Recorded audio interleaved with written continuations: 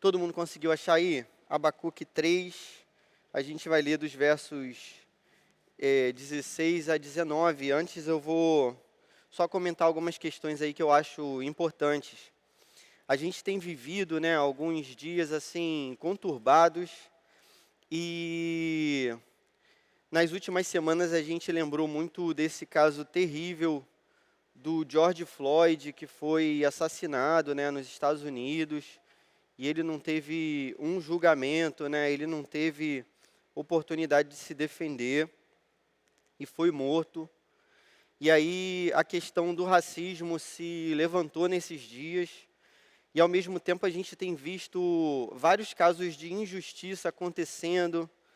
Então, além da questão do racismo, poxa, tem a questão do aborto também, que muito me choca e me entristece saber que, por ano, muitos bebês sem possibilidade de reação são mortos e morrem mais bebês do que pessoas por essa pandemia, por exemplo, no mundo.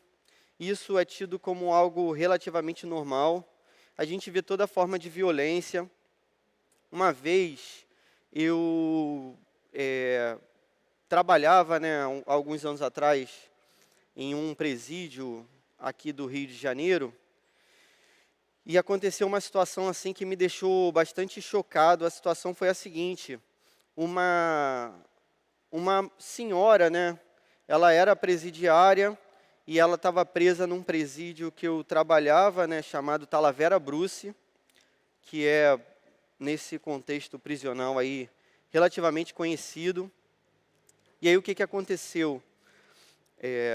Num daqueles dias ali, eu estava saindo do presídio do meu trabalho, eu dava aula para os presos, e aí eu encontrei com essa mulher no portão já do lado de fora do presídio, e eu nunca tinha visto dentro do presídio, porque eu tinha contato só com os meus alunos, com as minhas alunas, né? No caso era um presídio feminino.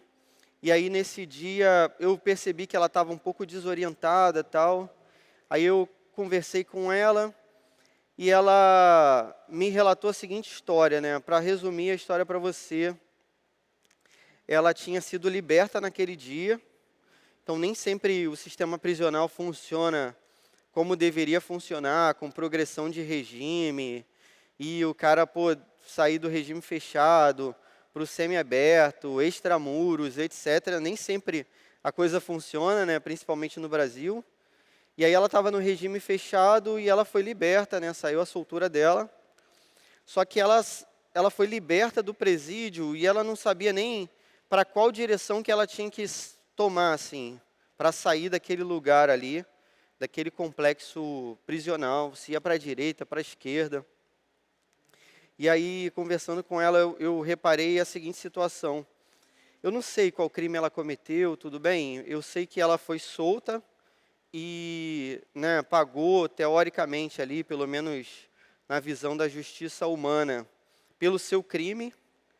E aí, a partir do momento que ela foi solta, os agentes penitenciários que deveriam ligar para a família dela para dizer que ela teria aquela soltura e que ela seria liberta, então, para que alguém buscasse aquela detenta, no caso ali fora, né, já ex-detenta, ninguém fez isso e não fizeram mesmo de propósito para que eles se divertissem assim.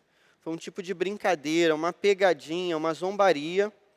E aí aquela moça, aquela senhora, né, ela estava do lado de fora do presídio, ela não tinha um tostão, ela não sabia para que lado ia e a família não sabia que ela estava solta. Cara, eu achei aquela brincadeira, né, aquilo que aconteceu com aquela mulher, assim, algo tão grotesco, assim, e tão terrível. E aquilo me chocou tanto durante aquela semana, né? E aí eu tentei ajudá-la de algum modo e ela conseguiu tomar uma direção que eu acho que foi a direção da sua casa. A gente, quando vê essas injustiças assim, essas coisas horrorosas acontecendo, na semana que eu vi esse vídeo aí do George Floyd, eu fiquei, poxa, muito mal também. A gente, às vezes, se questiona e questiona até a pessoa do nosso Deus sobre esses fatos que acontecem, né? O profeta Abacuque, ele vai fazer exatamente o mesmo questionamento para Deus no capítulo 1 do livro de Abacuque. Então, ele vai perceber que várias injustiças estão acontecendo ali com o povo dele, e aí ele vê aquelas injustiças e parece que Deus é passivo àquilo tudo, e parece que Deus não vai retribuir aquelas pessoas aquilo que elas fizeram de errado. Deus não vai fazer justiça na cabeça de Abacuque. E no capítulo 1, Abacuque vai questionar a Deus sobre isso.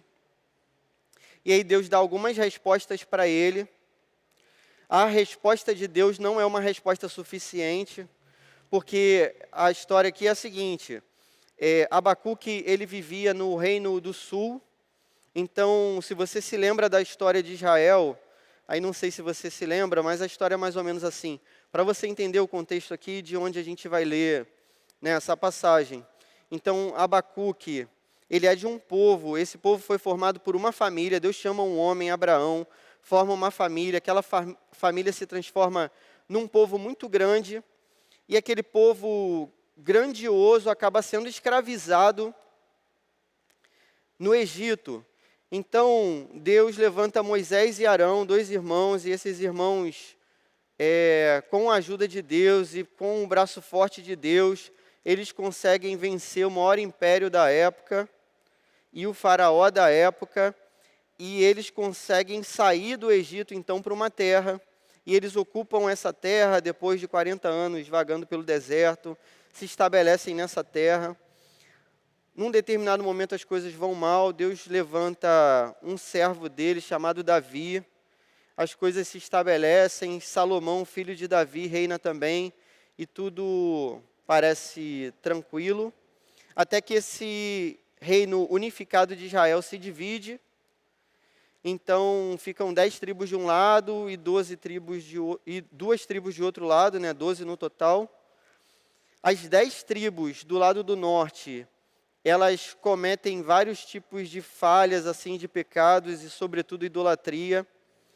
E essa galera vai ser subjugada, escravizada, e aquele povo vai ser espalhado pelo mundo. Mas Judá resiste durante um tempo, e Abacuque vive em Judá.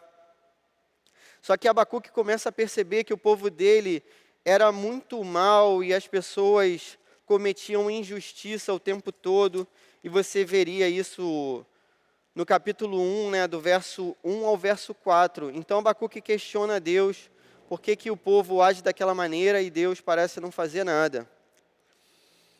Aí Deus responde que, na verdade, Deus já está fazendo, está levantando um outro povo que vai agir como justiça de Deus ali na vida do reino do sul de Judá. E certamente aquele pessoal vai dominar aquela região, e esse povo é a Babilônia. Então, quando o Abacuque ouve essa resposta de Deus, então não sei se você está entendendo, a história é a seguinte, Abacuque se questiona a Deus em oração, e ele é até bem ousado mesmo nas suas palavras, falando para Deus assim: poxa Deus, você não está fazendo nada. Aí Deus: não, estou fazendo, tá vindo um povo, e esse povo vai ser instrumento da minha justiça, só que esse povo é a Babilônia. Aí a resposta de Deus é totalmente insuficiente para Abacuque.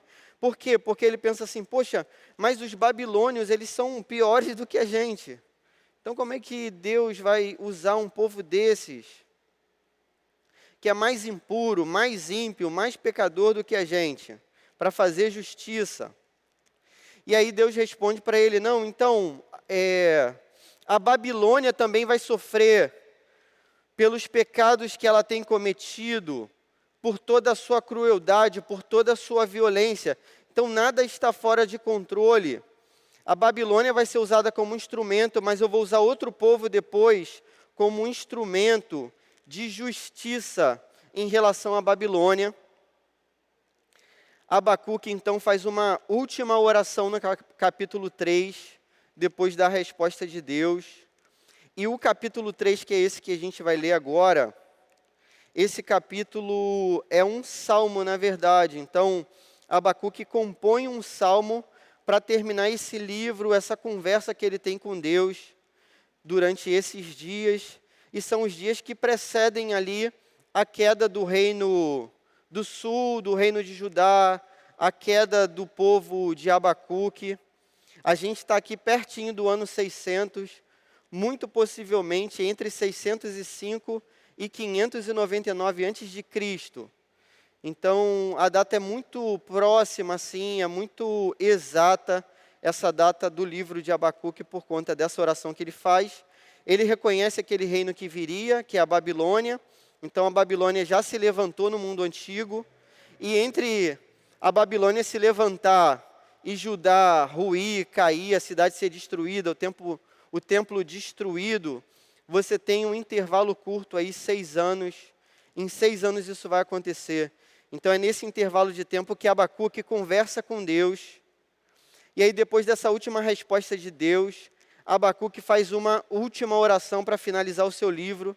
Então ele escreve um salmo aqui e finaliza seu livro com uma oração que é uma oração poética, com toda a forma poética que ele pode entoar. E a grande beleza nesse salmo que Abacuque compõe. Esse capítulo 3 mesmo poderia ser dividido em algumas partes. O verso 2 seria uma parte, depois até do 3 ao 15, e a gente vai ler a última parte somente do Salmo, que é dos versos 16 a 19. Vamos para a leitura então? Olha só como é bonita a oração de Abacuque no final. O profeta diz assim para Deus, verso 16: ouvi isso, e o meu íntimo estremeceu, meus lábios tremeram, os meus ossos desfaleceram, minhas pernas vacilavam.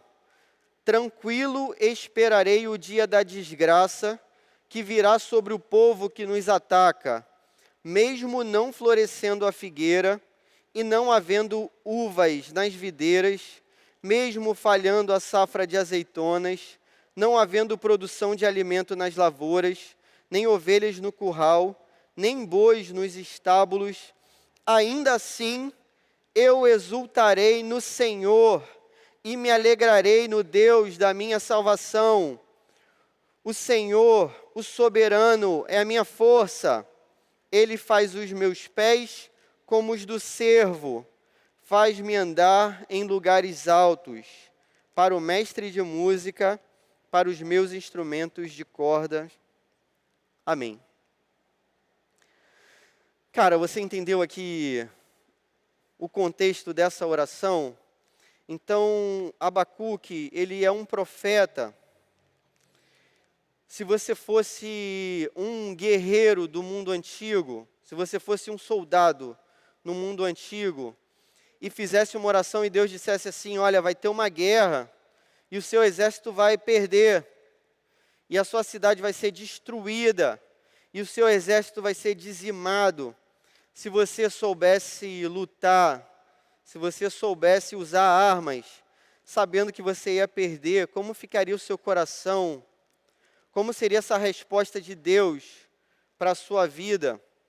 Abacuque, ele não sabe lutar. O que ele sabe fazer é lutar com Deus em oração. Ele não usa armas. Abacuque, ele resolve orar então para Deus. E Deus avisa para ele que, cara, a cidade dele vai ser devastada, o templo, que significava a presença de Deus naquele lugar, o templo vai ser destruído. Abacuque, ele ouve essa resposta de Deus, e ele indaga a Deus pela injustiça do povo da Babilônia, mas ao final do texto, ele consegue fazer uma oração totalmente bonita e singela, uma oração de louvor. É estranho, porque Abacuque, ele vai viver uma guerra, e ele vai viver dias terríveis, e ele vai descrever esses dias terríveis, mas mesmo assim ele consegue louvar a Deus. Se você olhasse para o verso 2 do capítulo 3, eu peço para você dar uma olhadinha aí, por favor. No verso 2 do capítulo 3, esse capítulo que a gente está lendo, Abacuque diz assim, Senhor, ouvi falar da tua fama, tremo diante dos teus atos, Senhor. Realiza de novo, em nossa época, as mesmas obras. Faze-as conhecidas em nosso tempo, em tua ira. Lembra-te da misericórdia. Abacuque, ele olha para trás, como no Salmo 126, que a gente aprendeu recentemente. Ele olha para trás e ele tenta buscar a esperança dele naquilo que Deus fez, e ele pede para que Deus repita aquelas obras. Deus tinha sido totalmente misericordioso e demonstrado o seu poder quando libertou o povo do Egito. Então, Abacuque, tremendo diante de Deus, ele pede para que Deus repita. O que é muito bonito é que no verso 16, Deus responde à oração de Abacuque, porque Abacuque pede para Deus fazer de novo. E ele percebe que Deus realmente vai fazer, então ele diz assim, ouvi isso e o meu íntimo estremeceu. Então, mais uma vez, Abacuque fica arrepiado na presença de Deus. O arrepio do profeta é saber que no futuro Deus vai fazer a mesma coisa que fez no passado. E ele diz assim, ouvi isso e o meu íntimo estremeceu, meus lábios tremeram, meus ossos desfaleceram, minhas pernas vacilavam. Tranquilo esperarei o dia da desgraça que virá sobre o povo que nos ataca. Aqui existe uma figura de linguagem, isso é questão do Enem aí para você anotar e tudo, serve até para o seu estudo do vestibular. Tem uma figura de linguagem aqui chamada sinestesia. O que Abacuque faz? Ele começa a elencar vários sentimentos ao mesmo tempo, várias percepções sensoriais. Então ele diz, ouvi isso, então são os ouvidos, o meu íntimo estremeceu por dentro, as entranhas, meus lábios tremeram, a boca, meus ossos desfaleceram, agora os ossos, minhas pernas vacilaram, as pernas. Tem vários sentidos aqui misturados com toda a beleza que o poeta pode transmitir.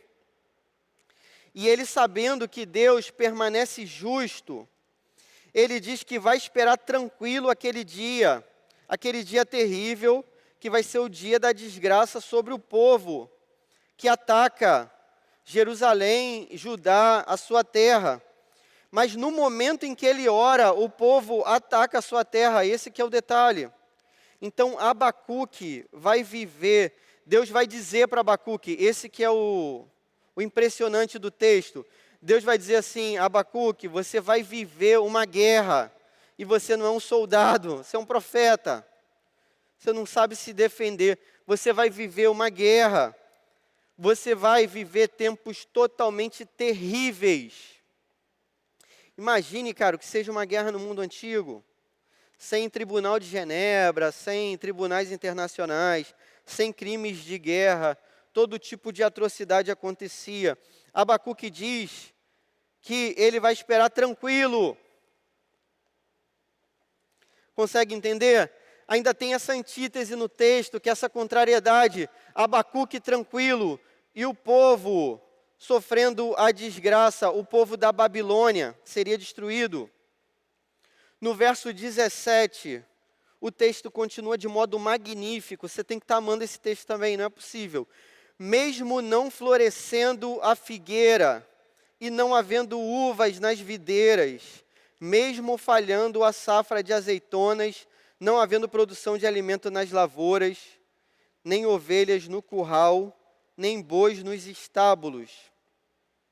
Abacuque está descrevendo o que acontece quando um cerco de guerra é estabelecido, quando uma cidade é cercada, toda a possibilidade de plantação, de chegar alimento, ela é extinta para que aquela cidade se renda. A Babilônia vai fazer exatamente isso. Em breve, então, a Babilônia vai cercar aquela cidade, o povo de Abacuque. A Babilônia vai cortar todos os recursos de Israel, de Judá, para que aquele povo se renda, se entregue. Abacuque faz uma sequência aqui, que é uma gradação, uma outra figura de linguagem. porque ele começa a elencar elementos específicos, depois ele vai falando de elementos maiores e gerais. A gradação é isso, como se você estivesse subindo uma escada e chegasse ao ápice no final.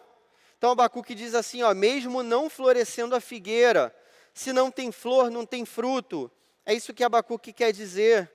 E não havendo uvas nas videiras, então está faltando um outro fruto, que é a uva. E por isso também vai faltar vinho. Mesmo falhando a safra de azeitonas, Abacuque está dizendo o seguinte, olha, não vai ter azeitona e não vai ter azeite. Então, o básico para você fazer alguma coisa de comida vai faltar. Não havendo produção de alimento nas lavouras, ou seja, não há nenhum fruto, não há nenhum grão, não há nada para você comer. Abacuque vai viver a fome junto com seu povo. E você sabe o final dessa história, né? A Babilônia consegue entrar na cidade e consegue destruir tudo, né? Destruir o templo, destruir os muros e leva uma galera para a Babilônia, né? O pessoal sendo cativo. Daniel, o profeta Daniel está nessa leva aí. Ezequiel, a gente vê Jeremias aqui nessa época, então vários profetas numa interlocução, conversando nesses textos proféticos. Nem ovelhas no curral, nem bois nos estábulos. Ou seja, acabaram os grãos, acabaram os frutos, acabou a carne, não existe suprimento nenhum, não existe nenhuma forma de você se alimentar. Perceba o seguinte, que para que uma lavoura seja recuperada, são necessários meses para isso acontecer. Para que o gado seja recuperado, são necessários anos para isso acontecer. Então, Abacuque está declarando que eles vão viver meses de fome. Abacuque está declarando que eles vão viver meses de grande dificuldade. Você tem que entender isso dentro de uma sociedade que é baseada num sistema rural. Então, eles são totalmente dependentes da agropecuária. Então, se não tem esse tipo de recurso, não tem nada, não tem recurso nenhum. No verso 18, a gente chegando agora ao clímax do texto, verso 18, Abacuque diz assim, quando ele começa com mesmo que, a gente espera um desfecho diferente, então ele diz, verso 18, ainda assim, eu exultarei no Senhor e me alegrarei no Deus da minha salvação. Abacuque está dizendo que ainda que ele viva uma guerra, sendo um homem que não sabe lutar na guerra, ainda que ele veja a cidade devastada e destruída, ainda que ele passe fome durante alguns meses ou durante muito tempo, mesmo assim, ele vai exultar, verso 18, ainda assim eu exultarei no Senhor. Ele vai pular de alegria diante de Deus e me alegrarei no Deus da minha salvação. Perceba, para qualquer outra pessoa ia parecer que Deus não fez nada. Deus avisa que a Babilônia vai chegar e que a cidade vai ser destruída. Abacuque questiona Deus. Aquele plano se mantém. Nada foi desfeito. Percebe?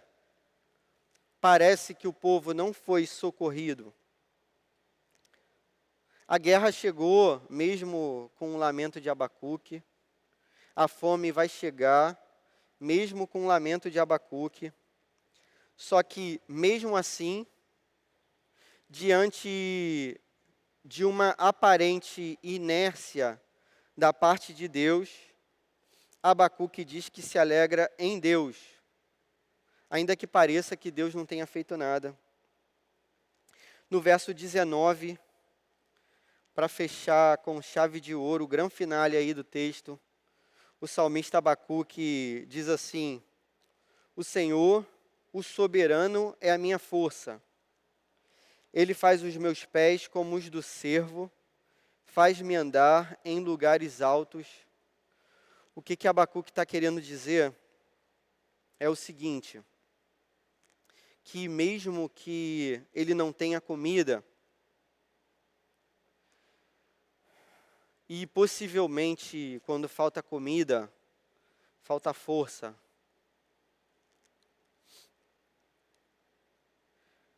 ele diz que em Deus ele vai ter força sem comida. Em Deus.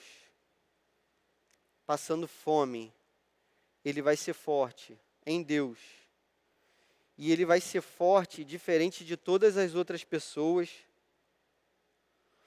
ainda aquelas que se alimentariam na Babilônia. Ele vai ser forte como o cervo que salta e caminha em lugares altos. Essa é a metáfora de Abacuque na parte final. A força dele não é uma força que vem da sua alimentação aqui. Ele se alimenta daquilo que seja a promessa de Deus e a palavra de Deus. Diante de um texto tão majestoso, de um salmo tão bonito, eu queria colocar duas aplicações aí somente para a nossa vida. E gostaria que você guardasse essas aplicações no seu coração. Assim que começou essa pandemia, na verdade, eu só pensava no texto de Abacuque. Eu já estou, durante essa pandemia, meditando nesse texto aí. Tive a oportunidade de estudar esse texto mais especificamente, por questões acadêmicas, assim. Então, esse texto tem realmente falado muito ao meu coração. Agradeço a Deus pela oportunidade de trazer essa palavra para vocês. A primeira aplicação que eu gostaria que você anotasse é a seguinte, que apesar da calamidade, nós devemos nos alegrar em Deus. Apesar da calamidade, devemos nos alegrar em Deus. Aqui tem algo que é totalmente significativo, mas é sutil e às vezes passa despercebido para a gente. Existe uma diferença entre o salmo que Abacuque compõe e o salmo 126, que a gente estudou aqui no Gol recentemente. Essa diferença é sutil, mas ela é significativa e importante. É a seguinte, no salmo 126, o salmista, ele vive um presente difícil. Então ele olha para o passado e ele se alegra naquilo que Deus fez, e ele olha para frente e ele tem esperança e se alegra naquilo que Deus fará. O Salmo 126 está ajustado com essa música que a gente canta aqui, mesmo quando eu não vejo, você faz, mesmo quando eu não sinto, você faz, e nunca para, não para de agir. Não é assim a música que a gente canta? Só que no salmo que Abacuque compõe, a letra seria um pouquinho diferente. Abacuque, ele vai dizer que ele se alegra não naquilo que Deus faz, porque parece no presente que Deus está inerte, mas não está, mas parece que está. Então Abacuque diz não que ele vai se alegrar naquilo que Deus faz, mas ele vai se alegrar naquilo que Deus é.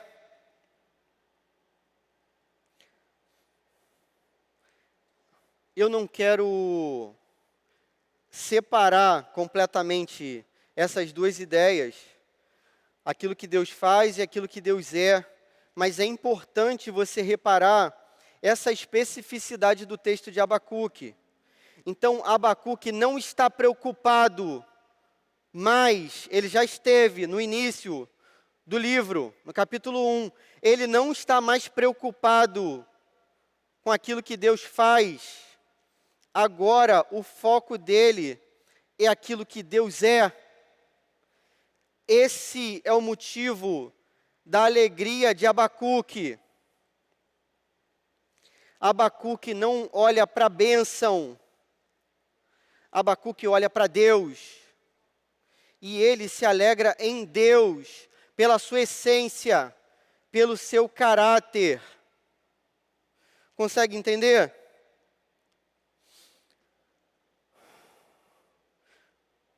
Verso 19.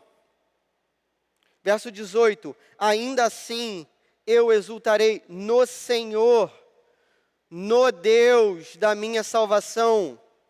Se a composição daquela música fosse de Abacuque, talvez não coubesse aí na nossa métrica que a gente canta, mas a composição de Abacuque seria assim: mesmo quando eu não vejo, você é.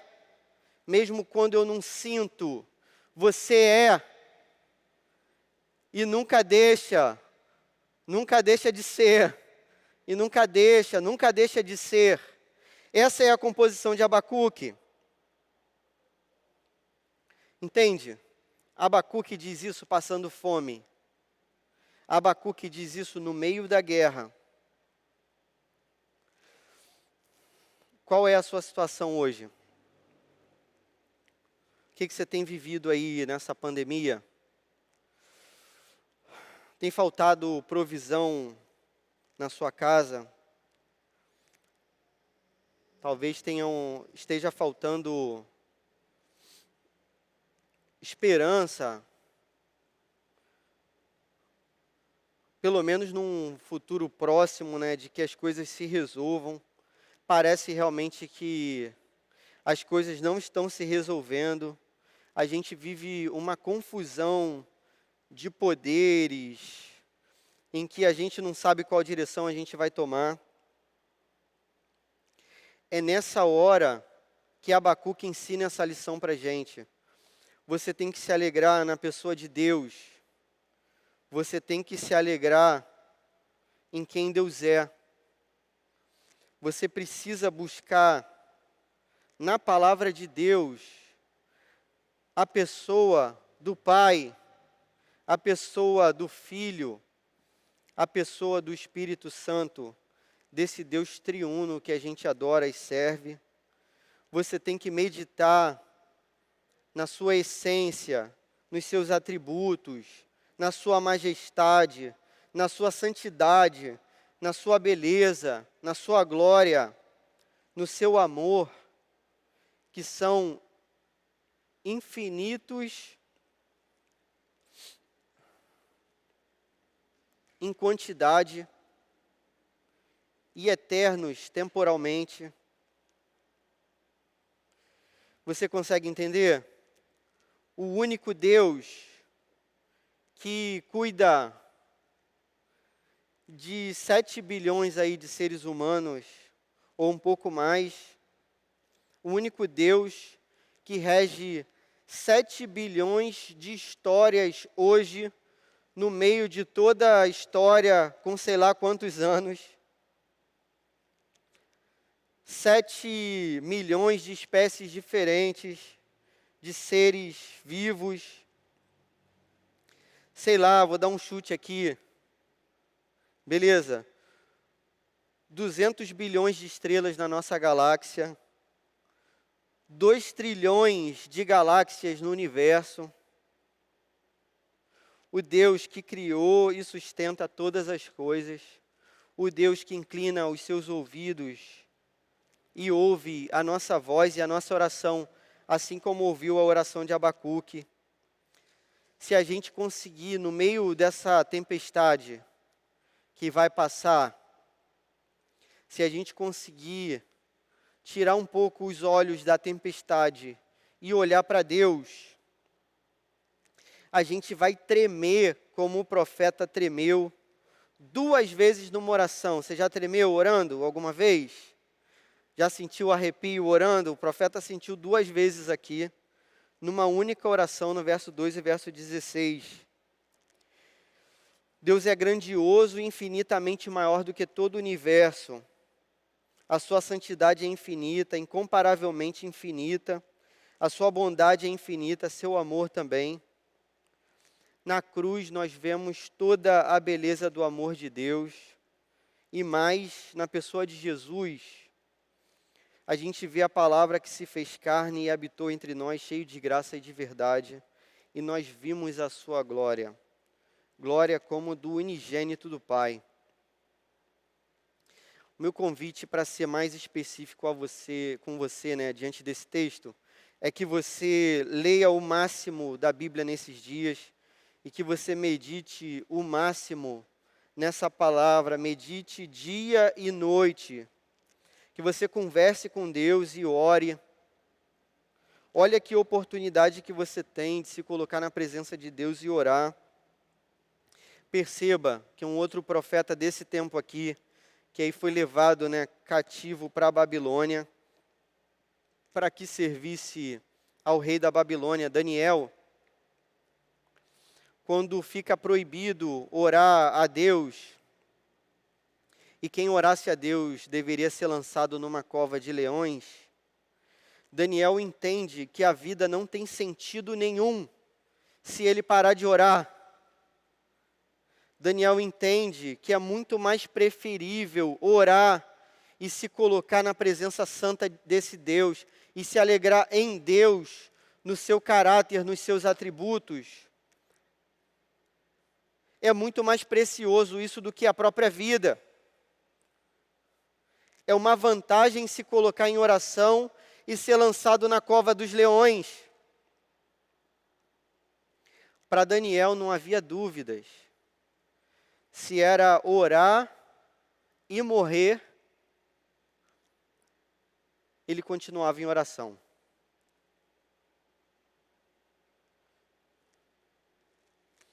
O Salmo de Abacuque é como o Salmo 27, né?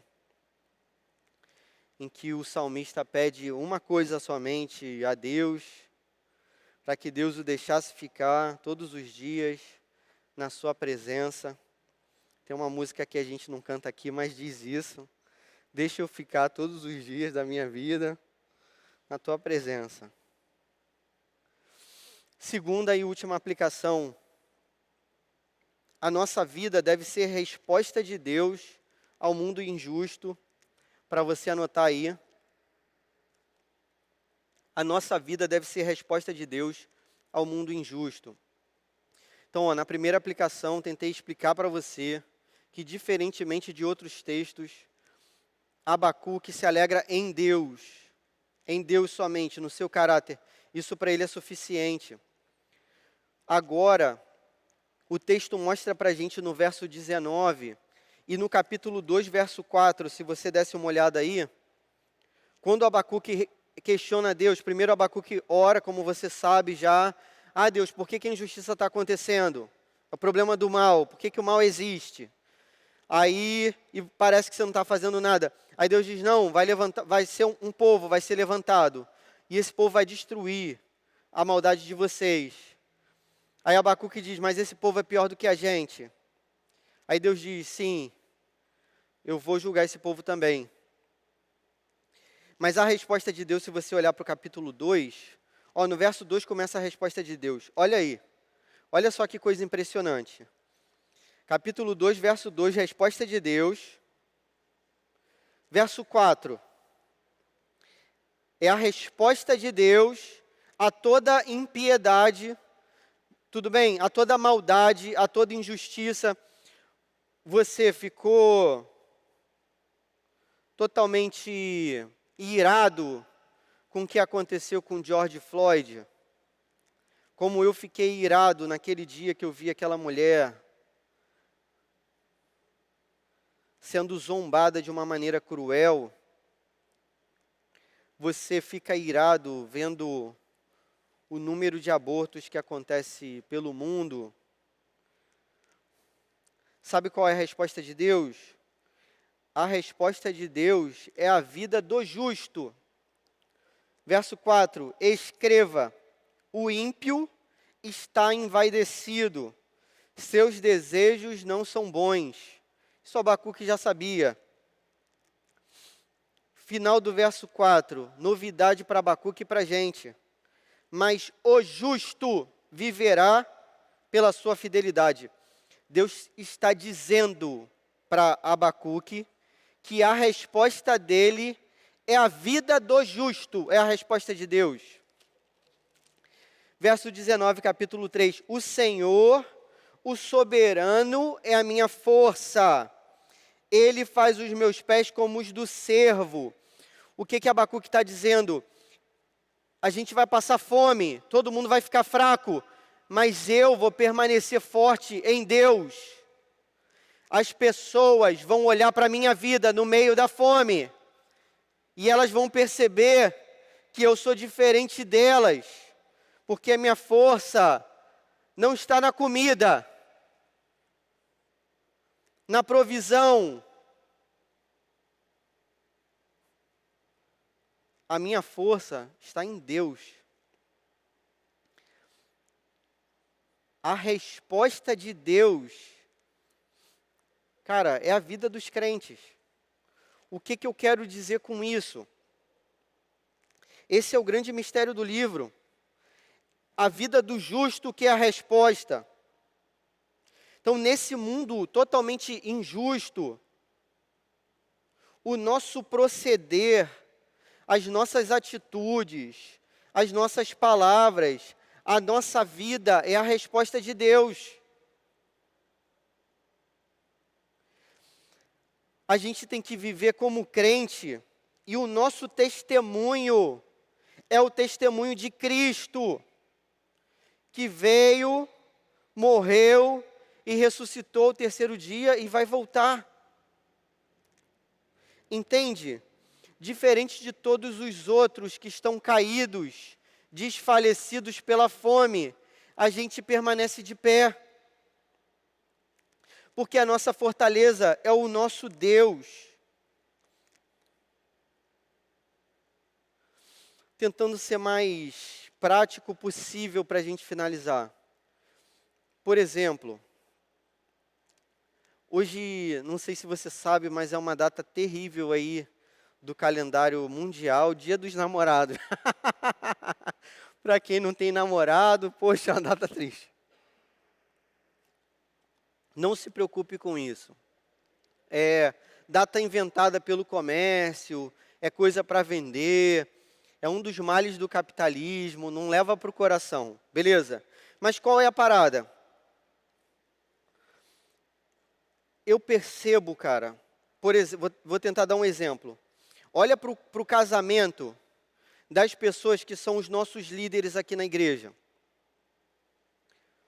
O casamento dessas pessoas é a resposta de Deus para um mundo que não acredita mais no casamento, você entende? Cara, vou dar um exemplo meu, infelizmente, mas ou felizmente, para valorizar a minha esposa. Cara, eu coloquei lá nas mídias sociais aí, pô, a gente está junto há 21 anos. Olha só. Pô, o que dura 21 anos, cara, hoje? Qual união dura 21 anos? Você consegue entender? As pessoas, elas olham para esse testemunho com espanto. Elas veem o nosso casamento, a nossa vida. E é claro que a gente tem problema igual qualquer um, mas a gente vive como crente, um para o outro. Lá em casa não tem negócio de machismo, feminismo, não tem essas porcarias não. Ainda vou te dizer mais. Cara, eu vivo a Bíblia e pode perguntar para minha esposa como que é a nossa vida. A gente é um servo do outro dentro de casa, é assim. E a gente vive de modo harmônico. E se Deus quiser, a nossa união vai durar a vida inteira para sempre. Mas eu faço questão de colocar isso na internet às vezes. E aí você pode pensar assim, pô, ele está ganhando crédito com a esposa, tal. Realmente, estou também. Isso é sempre bom, ganhar crédito com a esposa. Mas eu estou testemunhando para as pessoas, olha, é possível você se casar com a sua primeira namorada. É possível você se casar com a sua namorada e você só ter conhecido na sua vida essa pessoa. E ser assim para sempre. É possível, conhecido no sentido bíblico, beleza? É possível você amar uma pessoa para o resto da sua vida, para sempre. Como Deus planejou que fosse. As pessoas se espantam com isso. Quem não é crente hoje comentou numa dessas publicações, poxa, o casamento da pessoa deu errado. Aí ela falou assim, eu quero que meus filhos tenham um casamento que você tem. Por que ela disse isso? Porque é Deus que está fazendo essa parada, mas é a nossa vida que vai dar testemunho da justiça de Deus e da pessoa de Deus. É a resposta para esse mundo injusto. O que eu quero dizer com isso? Pô, você não está casado, mas você está namorando. Seu namoro tem que ser a resposta de Deus para o mundo, tudo bem? É um namoro que tem que glorificar a Deus, que tem que dar certo diante do padrão de Deus, diante da vontade de Deus. É nesse sentido, e tem que ser assim em tudo. Então, agora a gente está vivendo esse problema da pandemia, e agora a gente não sabe se vai ter Enem, agora está tendo uma enquete, não sei se você sabe, uma pesquisa para saber se o Enem vai ser em dezembro desse ano, janeiro, ou em maio do ano que vem. É o que está rolando. Por mais que se escolha maio do ano que vem, a gente nem sabe se vai rolar essa prova na verdade. Já para você ficar desesperado aí, você que vai fazer o Enem. Cara, como que você vai responder diante dessas pressões que o mundo tem apresentado para a gente? Você vai responder como crente. Então, os seus amigos estão desesperados agora, você não. Você vai dizer para eles assim, olha, aconteça o que acontecer, eu acredito em Deus, eu amo a Deus, e eu sei que Ele tem o melhor para a minha vida, ainda que não tenha Enem esse ano. Ainda que eu esteja tentando vestibular há 4 anos, logo nesse ano que eu ia passar, a prova está nesse terror. Eu acredito em Deus, na sua fidelidade, e Ele vai me fortalecer nesses dias. Você que passou para a faculdade não começou por causa da pandemia, você nem sabe quando vai começar. Tenta falar para os seus amigos, estampa isso, tem que ser intencional, essa que é a parada. Às vezes a gente acha que a nossa vida é assim, tudo espontâneo. A gente faz tudo espontâneo, as pessoas vão olhar para a nossa vida e já está tudo garantido. Não é bem assim, não. Tem coisa que é espontânea, sim, graças a Deus, mas tem coisa que tem que ser intencional. Se eu não for um bom marido intencionalmente, o espontâneo meu é péssimo. O espontâneo meu é bagunceiro, o espontâneo meu é relaxado, o espontâneo meu é comer tudo na frente da minha esposa. Então, o que eu vou fazer? Eu tenho que ser intencional nesse negócio. Então, a minha intenção é fazer o melhor dentro de casa para minha esposa. A minha intenção é ser um professor crente. Porque quando eu não estou com esse botão ligado da intencionalidade, às vezes eu posso dar um mau testemunho para o meu aluno, às vezes eu posso dizer algo que o magoe, por exemplo. Então, a gente tem que fazer esse negócio intencionalmente. É assim que a gente vai aplicar esse negócio para a nossa vida. Você é a resposta de Deus para esse mundo injusto. Então, qual é a nossa resposta diante do que aconteceu com George Floyd? É a nossa atitude, são as nossas palavras, é a nossa vida. Essa que é a resposta. Mais do que qualquer outro tipo de resposta, é a nossa vida, intencionalmente nesse sentido. Entende? Você que é da escola pública que está sem aula, cara, você vai dizer para os seus amigos da escola pública, assim, eu estou confiando em Deus, logo no meu ano de vestibular, eu não tenho aula de nada, porque a escola está fechada, eu sou da rede pública, mas eu confio em Deus. Ele é a minha força, Ele vai me fazer andar em lugares altos, Ele vai me proteger, como disse o profeta Abacuque. Amém? Para finalizar, no meio dessa crise, a gente pode se aproximar de Deus e contemplar a beleza dEle e se alegrar com isso. Olha para Deus somente, se alegra nele. Olha para a obra de Jesus e para a salvação, olha para o Espírito Santo de Deus, olha para como Deus foi bom contigo através de Jesus Cristo e da atuação do Espírito Santo de Deus. A nossa vida é resposta, então, para aqueles que queiram buscar a Deus. Mesmo quando a gente não vê, o Senhor é, e Ele nunca deixa de ser, Ele nunca vai deixar de ser Deus. Vamos orar? Senhor, muito obrigado pela Tua palavra. Muito obrigado, Pai, porque o Senhor nos ensina tantas lições, que a gente olhe para Ti, que a Tua palavra seja realmente o motivo do nosso pensamento durante dia e noite, em nome de Jesus, Pai. Que a gente possa ser, nas nossas atitudes intencionais, a resposta do Senhor para esse mundo totalmente injusto. Em nome do Teu Filho que faz justiça nas nossas vidas, que a gente te ora, do Teu Filho Jesus. Amém.